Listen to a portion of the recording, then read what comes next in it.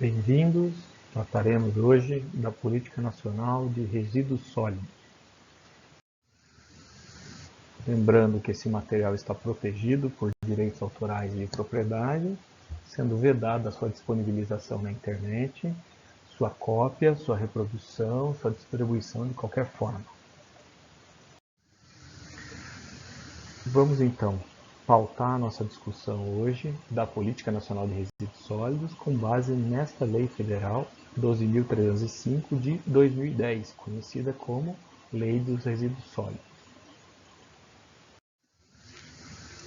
Esta lei, em seu artigo 1º, ela vai estabelecer que a própria lei, ela cria a Política Nacional de Resíduos Sólidos e vai tratar de princípios, objetivos e instrumentos e, especialmente, abordar a questão das responsabilidades dos geradores e do poder público. Então, ela vem trazer algo que não existia até então, que é essa responsabilização de quem gera resíduo, de quem maneja resíduo, inclusive o poder público. É uma lei que ficou engavetada no Congresso Nacional por cerca de 30 anos e por questões políticas não havia o interesse de se votar essa lei, até que em 2010 ela foi então, enfim, votada. Lembramos que em 2007 houve a instituição da Política Nacional de Saneamento Básico, e aí em 3 anos mais tarde foi publicada essa nova lei aí que trata especificamente da questão dos resíduos sólidos. Então, no artigo 3º, a gente tem vários conceitos interessantes, conceitos importantes para poder compreender o próprio texto da norma. Tá? Então, o primeiro deles é a questão do acordo setorial.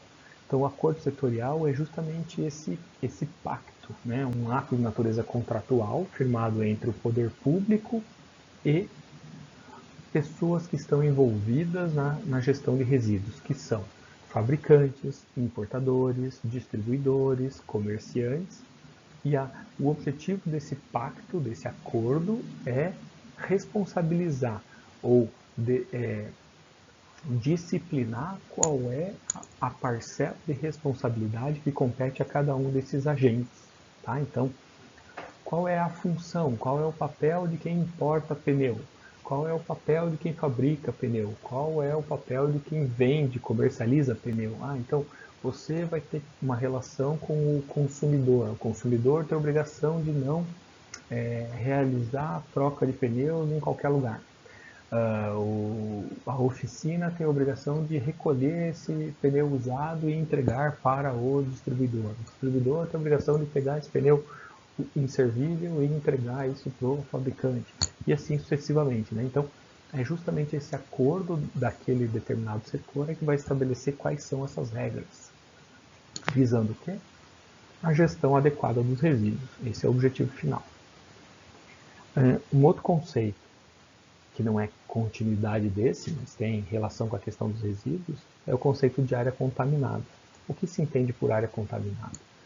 Área contaminada é esse local onde há uma contaminação causada pela disposição, lembrem que a gente sempre usa o verbo dispor, né, para se referir à disposição em solo, colocar o resíduo em solo, né, e ela seja regular ou irregular, e sempre falando aqui de substância ou resíduo. Então, uma área contaminada é aquela que foi comprometida pela disposição em solo de resíduo. E aí eu posso contaminar o próprio solo, posso contaminar a água, posso contaminar o ar. Enfim, é por isso que a área vai ser considerada contaminada. Como um desdobramento desse conceito de área contaminada, a gente teria a área órfã contaminada. O que é uma área órfã contaminada? É aquela área contaminada que não tem dono, que não tem proprietário, que não se identifica quem é o pai da criança, certo? Por isso ela é tida como órfã. Então é uma área contaminada cujos responsáveis pela disposição não sejam identificáveis ou individualizáveis. Eu não sei quem poluiu. E se eu não sei quem poluiu, ou eu não consigo destrinchar num grupo grande de pessoas quem fez aquilo, cada pedaço daquela contaminação, automaticamente acaba recaindo sobre a coletividade o ônus de reparar esse local. Então alguém vai ter que descontaminar esse local. Quem vai descontaminar isso? Acaba sendo a coletividade. Essa coletividade representada pelo poder público. Então acaba recaindo sobre a prefeitura ou sobre a União, se for, por exemplo, uma área de praia, e aí a gente vai ter que, uma área de costa, né? E a gente vai ter que puxar essa responsabilidade para esse poder público, para ele recuperar, para justamente essa área órfã não ficar ali abandonada, né? Sem solução do ponto de vista técnico. Ainda, outro conceito que está na lei é o ciclo de vida do produto, em que você faz uma análise que a gente chama do berço ao túmulo, então do começo, da origem desse produto, tudo que deu, tudo que possibilitou que esse produto existisse do ponto de vista de insumo, de matéria-prima, até todo aquele resíduo pós-consumo, o próprio produto, as embalagens e tudo aquilo que está envolvido com esse próprio produto. E você analisando esse ciclo de vida, esse ciclo pressupondo que isso seria fechado, esse ciclo, né? Seria algo que tivesse um fim em si mesmo, a gente conseguiria compreender quanto de água, quanto de carbono emitido para a atmosfera, quanto de resíduo está associado a esse produto, justamente para poder comparar ou para poder entender qual o tamanho da pegada ecológica, o tamanho do impacto ambiental que esse produto tem sobre o meio ambiente como um todo, né? Então, é uma análise que cada vez se faz mais, a gente tem vários softwares que tratam sobre isso. A gente tem, por exemplo, na própria UTFPR, a professora Cássia, do Departamento de Mecânica, que é uma especialista mundial sobre esse assunto. Então é bem interessante a gente usar essa ACV, tem inclusive norma, né, da BNT sobre isso, usar essa análise de ciclo de vida de produto, a ACV, né, análise de ciclo de vida, para poder alavancar e tornar a análise das coisas, especialmente se for comparativa, mais objetiva, né? Então, por aí. O conceito de coleta seletiva, que está na lei, é uma coleta de resíduos sólidos previamente segregados. Então, isso aqui é bem importante, a gente segregar, né, previamente. E segregar previamente significa não misturar para depois separar. Significa não deixar que as coisas se misturem. Isso é bem importante ficar claro. E isso vai depender da constituição ou da composição do material. Então, não misturar coisas diferentes. Não misturar coisas que vão para locais diferentes. Não misturar coisas que vão ser recicladas de uma maneira diferente, vão ser reaproveitadas de uma maneira diferente. Então, considerar o aspecto do encaminhamento desse material na hora de fazer essa separação. O controle social é algo que vem em toda a política brasileira das últimas décadas, onde você tem esse controle social como um conjunto de mecanismos e procedimentos que garantam à sociedade informações, e participação nos processos de formulação, implementação e avaliação das políticas públicas relacionadas aos resíduos sólidos. Se vocês não entenderam, em outras palavras, seria basicamente a participação da sociedade no processo de gestão, de uma maneira em que lhe é possibilitado o acesso à informação. Então, o governo cria bases de dados, bases de informações e franqueia, né, e possibilita o acesso a essas informações pelo público, de modo que o público possa saber o que está acontecendo, o que o governo está fazendo, onde estão sendo alocados os recursos, ou qual é o planejamento para aquela área, o que vai ser feito, está se pensando em fazer um aterro sanitário, está pensando em separar o lixo, está pensando em cobrar tanto pela coleta de lixo, enfim. Todo o processo decisório ele é aberto, né? Ele é aberto no sentido de permitir esse controle pela sociedade, permitir esse acesso às informações para que a sociedade possa, se quiser, tomar as rédeas da situação do ponto de vista de exercer esse controle e essa avaliação do que está sendo feito, né? É como se fosse uma gestão participativa, mas na verdade essa participação ela não precisa ser ativa, né? Ela pode ser uma participação passiva. Vamos em frente.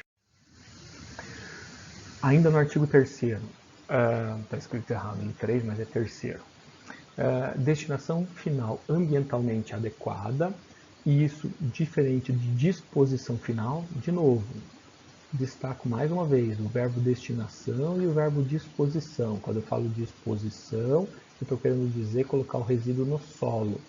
Quando eu falo destinação, são todas as possibilidades de destino, do que fazer com o meu resíduo. Então, quando eu falo destinação, eu posso estar falando em reciclagem, reaproveitamento, em disposição final, eu posso estar falando em aproveitamento energético, compostagem, posso estar falando em muitas coisas aqui em destinação.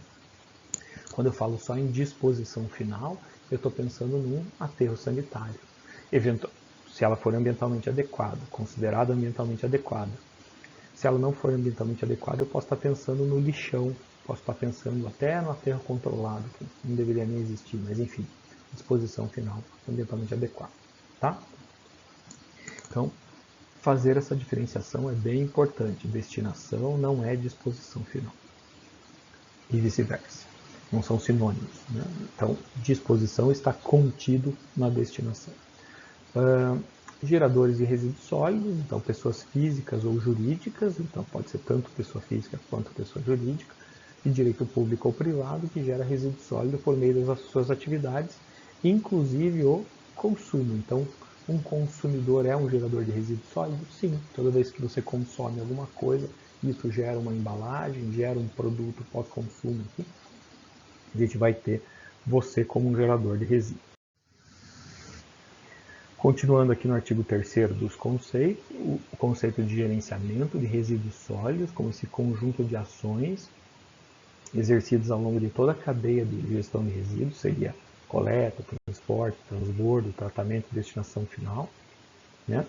E disposição final dos rejeitos, de novo, lembrando mais uma vez, apenas os rejeitos, que é o lixo do lixo, deveria ser disposto em solo, certo? Disposto final ambientalmente adequado, ou seja, disposto em local que tenha o controle ambiental adequado, chamado de aterro sanitário. Então, apenas rejeitos deveriam ir para aterro sanitário. Tá? Eu friso essas 4 palavrinhas aqui, porque isso significa que os rejeitos não podem ir para lixão, não podem ir para lixões, vazadouros, outra coisa que vocês querem chamar. Tá? E eu vou usar gerenciamento para esse tipo de ação e vou chamar de gestão integrada quando a gente tem essas ações todas compatibilizadas com outras políticas públicas, né? Ou com outras dimensões que o legislador chamou aqui de dimensão política, econômica, ambiental, cultural, social e por aí vai. A própria logística reversa é um conceito que eu não diria que é novo, né? Hoje a gente não vai mais falar que esse conceito é novo, mas quando o legislador colocou isso em 2010, isso aqui ainda estava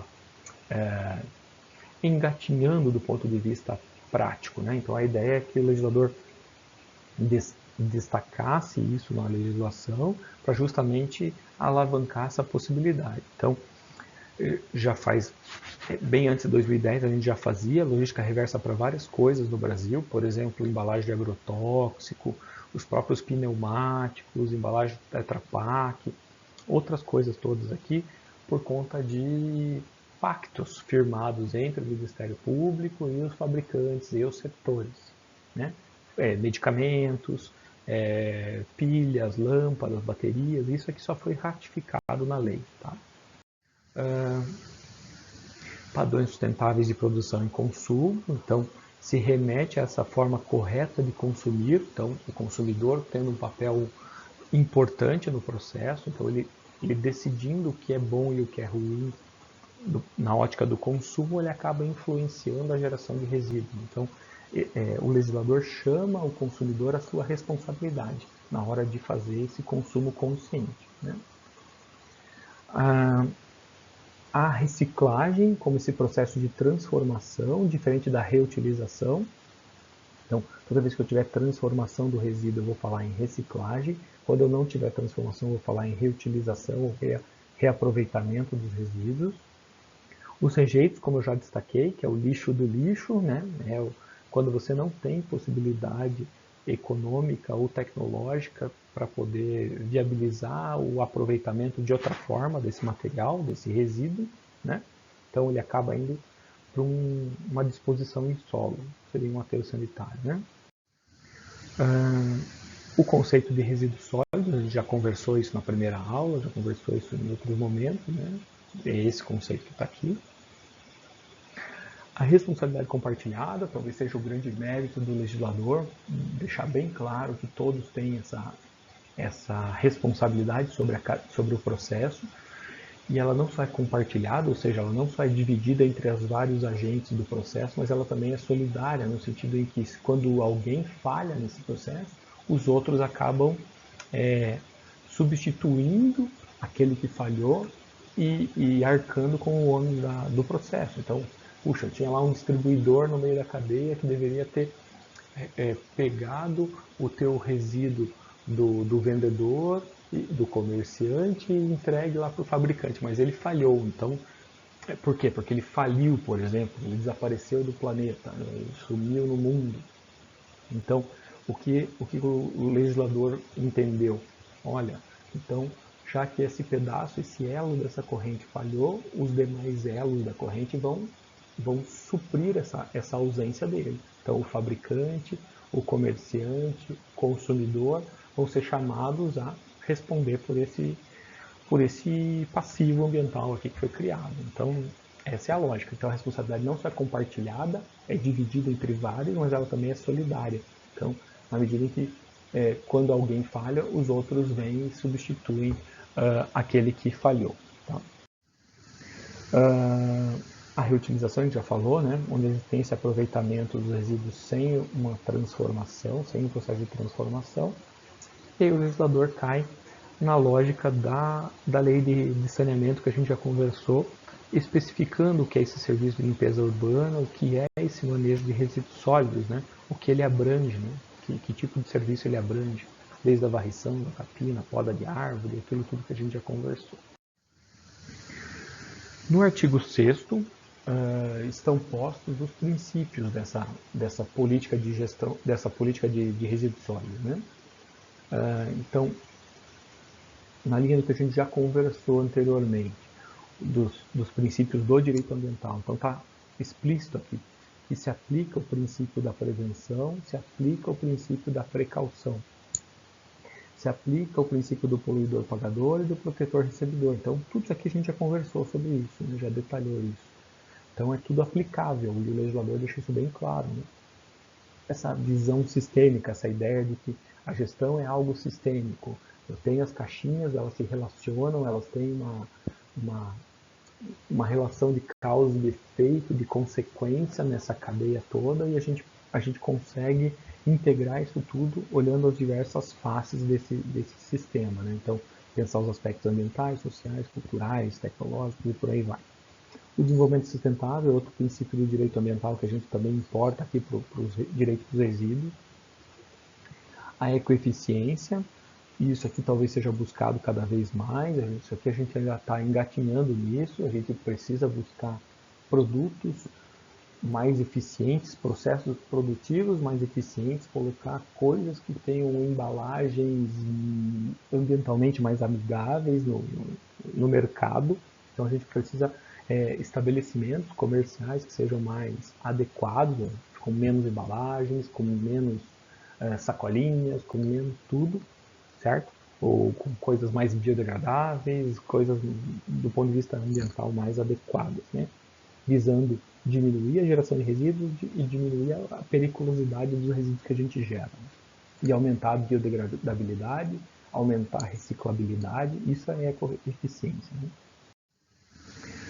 Ainda como princípio, cooperação entre as diferentes esferas do poder. A gente viu o princípio da cooperação internacional, mas também aqui seria um princípio da cooperação nacional, né? Uma coisa mais endógena. A responsabilidade compartilhada pelo ciclo de vida do produto, como a gente já conversou. O reconhecimento do resíduo sólido reutilizável e reciclável como um bem econômico. Então, à medida que eu enxergo que aquele material ele tem valor agregado, valor econômico agregado, a gente consegue pensar isso como um instrumento gerador de trabalho, gerador de renda, promotor de cidadania.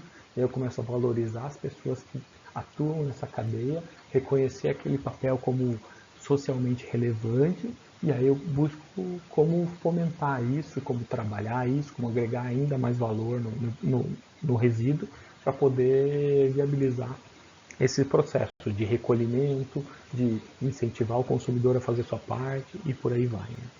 Punição, se for o caso. Né? Respeitar as diversidades locais e regionais, na mesma linha que a política de saneamento pediu. O direito da sociedade à informação e ao controle social, a gente já conversou sobre isso agora há pouco. Princípios de razoabilidade e proporcionalidade, isso aqui se aplica no mundo do direito como um todo, né, mas não é diferente aqui no direito dos resíduos. Falando agora da questão dos objetivos. Quais são os objetivos dessa política de resíduos? Proteger saúde pública e meio ambiente, trabalhar com essa hierarquia da gestão dos resíduos, que é sempre essa, evitar, em primeiro lugar, não gerar resíduo, se não for possível não gerar, reduzir, se não for possível reduzir, reutilizar, se não for possível reutilizar, reciclar, se não for possível tratar, e aí, por fim, se nada disso for possível, dispor finalmente ali os rejeitos. Tá? Estimular padrão de sustentável de produção e consumo, adotar tecnologias limpas ou mais limpas, reduzir volume e periculosidade de resíduos perigosos, incentivar a indústria da reciclagem, promover essa gestão integrada dos resíduos sólidos e articular isso com as várias esferas do poder público. Ainda, capacitar tecnicamente na área dos resíduos sólidos, não só a população como um todo, mas também os agentes públicos, né, os gestores de resíduos, porque isso aqui é muito incipiente, se a gente pensar quais prefeituras municipais brasileiras estão capacitadas, tem servidores públicos que tiveram formação específica sobre isso, né? Nem mesmo nas suas graduações, quanto mais durante a sua atividade laboral. Né? Então, isso é bem importante, capacitar as pessoas para pelo menos elas saberem quais são as possibilidades, né, que existem, as alternativas técnicas que existem, isso é bem importante. Esses aspectos que a gente conversou quando falou da Política Nacional do Saneamento, a questão da regularidade, continuidade, funcionalidade, universalização, né? Essas premissas, inclusive ele cita aqui a própria lei do saneamento.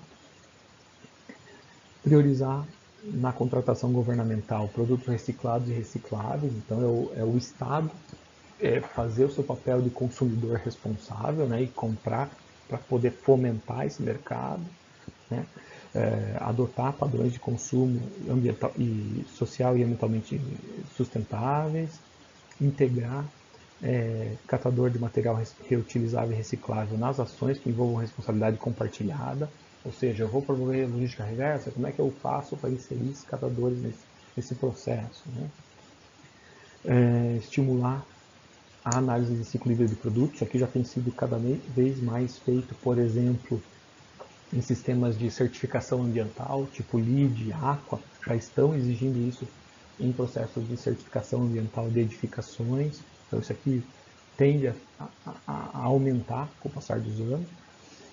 Incentiva o desenvolvimento de sistema de gestão ambiental, estimular a rotulagem ambiental, tem norma da BNT só sobre essa questão da rotulagem ambiental.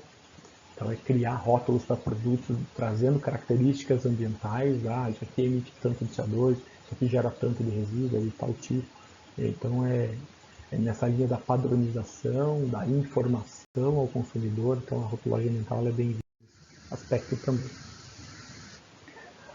Falando dos instrumentos da política nacional, então ela entende que o plano de resíduos sólidos, ou os planos de resíduos sólidos são um instrumento para isso. Plano de resíduos sólidos a gente pode pensar tanto na esfera municipal quanto na escala de grande gerador de resíduos, um supermercado, um comércio, uma obra, uma fábrica, enfim. Os inventários, então essas coletas periódicas de informações sobre gestão de resíduos, a gente não pode deixar de considerar agora o recentemente lançado, faz um ano que lançaram a plataforma MTR-Civil como um instrumento importante para isso, e lá também você tem as próprias declarações trimestrais que são feitas, então o sistema declaratório anual, e agora tem também ali o trimestral de resíduos sólidos.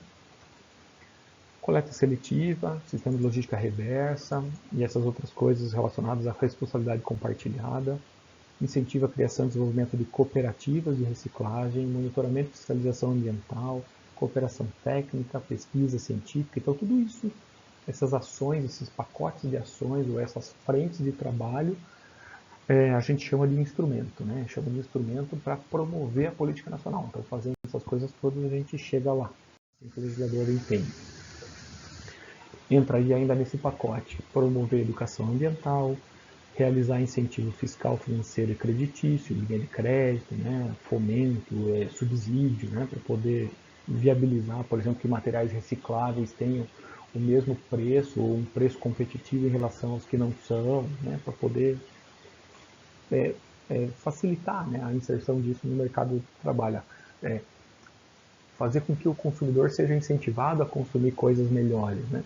O Fundo Nacional do Meio Ambiente, onde vão parar as multas e tudo mais, né? Um recurso. O Fundo Nacional de Desenvolvimento Científico e Tecnológico.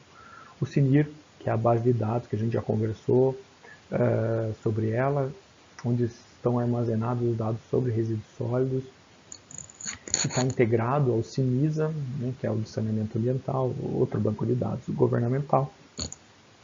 Os próprios conselhos do meio ambiente, quando legislam sobre isso, as resoluções do CONAMA, né, o CONAMA é o Conselho Nacional do Meio Ambiente, mas a gente tem também os conselhos estaduais, os conselhos municipais do meio ambiente, então todos eles têm que estar atentos e são instrumentos, quando eles criam normas, quando eles criam resoluções, quando eles criam regras técnicas, eles estão participando ativamente desse processo, né? Então, estão instrumentando a política nacional de resíduos sólidos. Os órgãos colegiados municipais, o Cadastro Nacional de Operadores de Resíduos Perigosos, a gente vai tratar disso também, os acordos setoriais, como a gente já conversou, que os instrumentos que já existem, ou que já existiam na época da promulgação dessa lei, sobre a Política Nacional de Meio Ambiente, que é aquela lei de 81, que eu já citei para vocês. Então, padrão de qualidade ambiental, ou seja, o que é um solo poluído, o que é um solo não poluído, o que é uma água poluída, o que é uma água não poluída, o que é um ar poluído, o que é um ar não poluído, né? Então, os cadastros do IBAMA, avaliação de impactos ambientais, sistemas de bancos de dados de meio ambiente, licenciamento, enfim, esses instrumentos que se aplicam à gestão ambiental se aplicam também à gestão dos resíduos. Termos de compromisso e taxas aqui, termos de ajustamento de conduta e incentivo à adoção de consórcios para solução de resíduos sólidos, né? Por exemplo, consórcios de municípios visando operar um único aterro sanitário em conjunto de vários municípios, né? O artigo 9º vai justamente trazer, mais uma vez, aquela hierarquia que deve ser observada, né? A hierarquia clássica da gestão dos resíduos, então é não gerar, reduzir, reutilizar, reciclar, tratamento, nessa ordem, né? Nessa sequência, a gente busca fazer isso. Isso é bem importante guardar, porque é assim que se faz gestão. O artigo 11 vai tratar da responsabilidade dos estados. Então, o estado ele tem essa obrigação de integrar os municípios, especialmente de regiões metropolitanas, botar os municípios para conversar, dialogar, para achar soluções conjuntas, né? Isso também foi ratificado pelo novo marco do saneamento, ele acaba reforçando isso. No artigo 14, ele vai tratar de quem são esses planos de resíduos sólidos, né? Na linha do que eu já antecipei para vocês, a gente tem tanto planos nacionais, quanto estaduais, quanto micro-regionais, intermunicipais, municipais, e os planos de gerenciamento de resíduos sólidos, feito por hospitais, fábricas, obras, né? Então, os grandes geradores, considerados grandes geradores. Com audiência e consulta pública, né? Tá? Então, tratando isso aqui. No artigo 28, o legislador fala que o gerador de resíduos sólidos domiciliar, então o lixo doméstico, tem cessado a sua responsabilidade pelos resíduos com a disponibilização adequada para a coleta. Então, ele chama a prefeitura municipal à sua responsabilidade, falando assim: você que é um cidadão, você que é um munícipe, pegue o seu lixo e ponha na porta da casa no dia que a prefeitura mandar, na hora que ele mandar, do jeito que a prefeitura mandar. Se você fizer isso, ali acaba a sua obrigação. E começa, na medida que acaba a sua obrigação, começa a obrigação do poder público, né? Então ele tem a obrigação de passar naquela hora, coletar, levar para o lugar certo. Então, é uma via de mão dupla. O cidadão tem que fazer a sua parte, o município tem que fazer a sua parte, né? E o município também tem que fazer, cumprir o seu papel. Então a ideia é deixar bem claro qual é a parte de cada um, para ninguém se furtar dessa sua responsabilidade. No artigo 30 vai claramente colocar que existe essa responsabilidade compartilhada ao longo do ciclo de vida de produtos, então cada pedaço da cadeia tem a sua responsabilidade, como a gente já conversou, né? No artigo 32 vai falar que as embalagens devem ser fabricadas com materiais que propiciem reutilização e reciclagem, ou seja, eu não devo colocar no mercado produtos cujas embalagens sejam não recicláveis. E aqui está um instrumento legal importante para que o órgão licenciador ou para que o Ministério Público chame um fabricante à sua responsabilidade e fala, opa, você não pode colocar essa garrafa PET aqui se não existe uma solução tecnológica para ela. Então, é obrigatório que tenha. Por quê? Porque está posto nessa lei desde 2010. E eu estou falando, não, e ali está colocado do produto, está colocado a embalagem, não está colocado o produto. Mas eu poderia, por analogia, pensar no produto. Né? Então, na medida que ele acaba se tornando um resíduo no pós-consumo. No artigo 33, ele fala da logística reversa e já trata dos setores que já tinham, né, na verdade, isso mais ou menos bem resolvido em 2010. Então ele só registra isso e fala, olha, quem tem que fazer logística reversa? Agrotóxico, pilha e bateria, pneu, óleo lubrificante, lâmpada fluorescente e produto eletroeletrônico, né, e deixa registrado isso, o que não quer dizer que no futuro próximo isso também não possa ser ampliado. E já vem acontecendo. A própria construção civil, a gente já vê lá de tinta inserida nesse processo e outros tipos de material. Né? Artigo 47. São proibidas as seguintes formas de destinação. Então não pode jogar lixo, obviamente, e o óbvio aqui, né? Não pode jogar em praia, no mar, em corpo d'água, né? em rio. Não pode lançar a céu aberto, deixar lá no terreno baldio, certo? Exceto resíduo de mineração, mas aqui tomados os devidos controles, que não está previsto lá no licenciamento ambiental, né? Não pode queimar a céu aberto, nada, não pode queimar lixo nunca a céu aberto, e outras formas quaisquer que vedadas pelo poder público. Né? Ele falou óbvio, mas é importante estar registrado para que depois ninguém alegue conhecimento. Tá bom? Então, em linhas gerais, esses são os aspectos mais importantes da política nacional de resíduos sólidos. Caso tenha ficado alguma dúvida, não hesite em entrar em contato. Tá bom? Muito obrigado, boa tarde.